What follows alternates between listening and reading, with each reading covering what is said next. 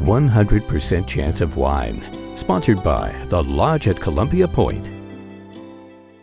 Today on 100% Chance of Wine, we made our way to Walla Walla, Aluve Winery, and I'm joined by Kelly and JJ. Thanks so much for being here today. Hi, well, welcome. Thank you for coming to visit us here. You guys have quite the story, and I'm going to start off with how you guys met, because that's kind of where it all started. So we did have, I guess, a little bit of a abnormal or unique journey to get here today, but we met actually in the Air Force.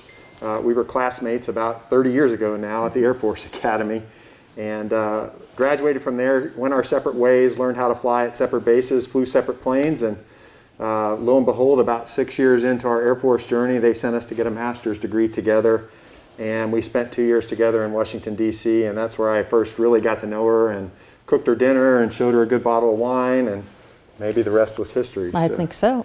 Awesome. So you guys have probably traveled to so many different countries being in the Air Force. What are some of the fun stories that you guys have together?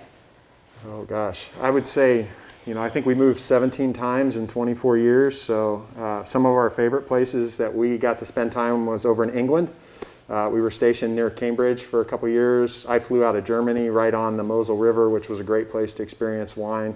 Got to do some work down in Italy, just outside of, I guess, Tuscany and that region for a while on the staff. And then we lived in Mountain Home, Idaho, and that's actually just down the road from here how we discovered Walla Walla many years ago. So it was back in 2000, we were wine enthusiasts at the time, and the internet said you should check Walla Walla out. They're really friendly. Making some good wine, and so we came up here for the first time in 2000, and I think we counted 13 wineries the first 13. time. Mm-hmm. And the people were really friendly and inviting and collaborative, and we just fell in love with the place. So as the world kept moving us around, the Air Force kept sending us to new locations, we kept buying plane tickets to come back to Walla Walla. So that is so awesome. So Kelly, before we jump into how the winery got started, I'm so fascinated by, being in the Air Force, and what's it like to really fly one of those planes? I mean, it's hard to put into words, I think. It's, you can kind of see what we flew here. So I flew the big one in the front, KC-135s, and JJ flew the F-16s. They train you so well that by the time you get there, you've already flown gliders, you've already flown Cessnas.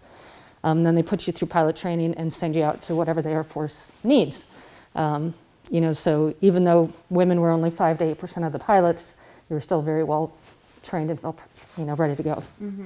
So with this piece of property, you guys come to visit Walla Walla a lot. What really convinced you guys that this was really the spot for you guys? I would say that, and we looked probably over 5 to 7 years at different pieces of property, and when we saw this piece of property for the first time, we were just stunned at the great view that it has, and the fact that it had grapes on either side of it. So Chris Figgins had planted the vineyard next door as we were looking at this, basically, and it already had vines on this side, so we had a good idea that it had been old horse pasture, so it didn't have a lot of pesticide issues, and that it might be a good piece of ground.